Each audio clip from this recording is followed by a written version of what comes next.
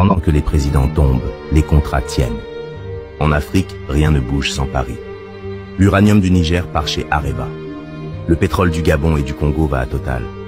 Les ports sont tenus par Bolloré. Les accords sont secrets, signés sous protection militaire. Quand un pays veut renégocier, des troubles éclatent.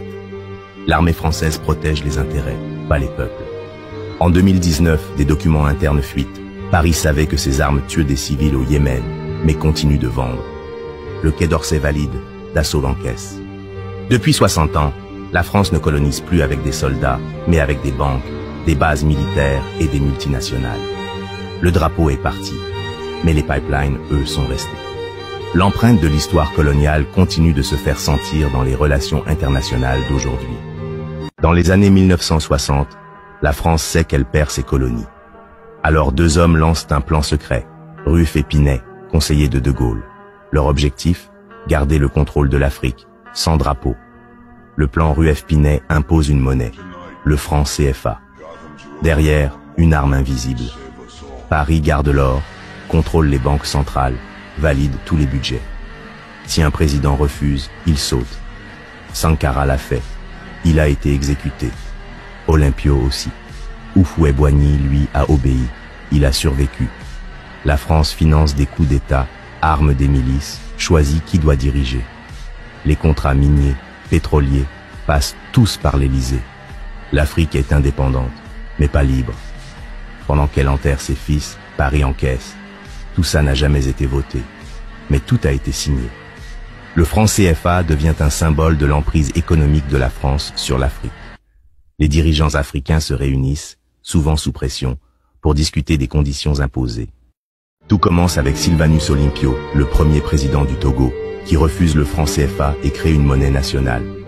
3 jours plus tard, il est abattu devant l'ambassade américaine par des soldats formés par la France. Même scénario en 1987.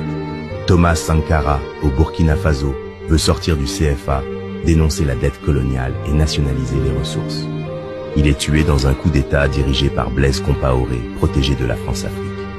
Des archives déclassifiées, des témoins et des journalistes confirment les pressions françaises. Ceux qui obéissent restent au pouvoir. Ceux qui résistent sont éliminés. Derrière chaque mort, une monnaie, un contrat, une consigne. Ce n'était pas une indépendance, c'était un piège. Aujourd'hui, ce système est encore plus efficace. Le franc CFA existe toujours. Il change de nom, pas de maître. Les réserves sont encore logées à Paris. La France garde 15 bases militaires actives en Afrique. Les présidents sont élus, mais formés, financés et validés par l'Élysée. Les télécoms passent par Orange, les banques par BNP, les données par Thales. Les médias locaux sont subventionnés. Les élites vivent à Paris. Et quand un peuple se soulève, Mali, Burkina, Niger, la réaction est la même. Les sanctions, menaces, isolement. On ne parle plus d'indépendance. On parle d'occupation sans uniforme. Le colonialisme n'a pas disparu. Il a mis un costume, un logo, une connexion 4G. En 1960, au Sahara algérien, la France teste sa première bombe nucléaire à Regan.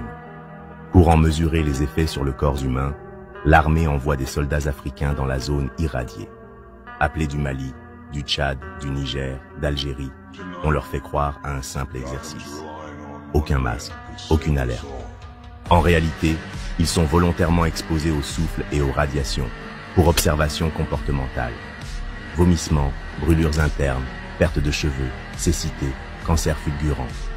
Leurs enfants naîtront avec des malformations. Les soldats blancs, eux, sont protégés à distance.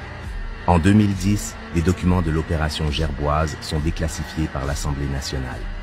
L'affaire avait été classée secret défense par De Gaulle et le général Aïret, chef des armées. La criérade parle de crimes scientifiques. L'ONU dénonce une violation grave des droits humains. Ces hommes ont été sacrifiés, effacés, méthodiquement, racistement. Cette histoire tragique continue de hanter les mémoires et demande justice pour ceux qui ont été sacrifiés. En 2003, la France envoie l'armée dans la ville de Bunia pour prétendument protéger les civils, mais en réalité pour défendre les intérêts d'entreprises exploitant les ressources. Les milices Hema de Thomas Lubanga et Landou de Floribert Njabou s'affrontent, témoignant d'une lutte sanglante pour le contrôle des ressources minières. Des enfants sont brûlés, des femmes violées, et des villages rasés dans ce conflit d'une brutalité inimaginable. Les soldats français, dirigés par Jean-Paul Tonier, choisissent de protéger les zones minières tout en restant passifs face aux atrocités. L'ONU observe et note les massacres, mais son inaction permet à des armes d'Europe de continuer à alimenter les milices. Ces mines valent des milliards, et le résultat est un bilan tragique. 60 000 morts, 0 coupable, mais des contrats renouvelés. La réalité est amère. Des vies perdues, tandis que les entreprises continuent à prospérer grâce à l'exploitation des ressources en conflit. Les habitants de Bunia s'élèvent contre l'injustice, appelant à la responsabilité pour les atrocités vécues,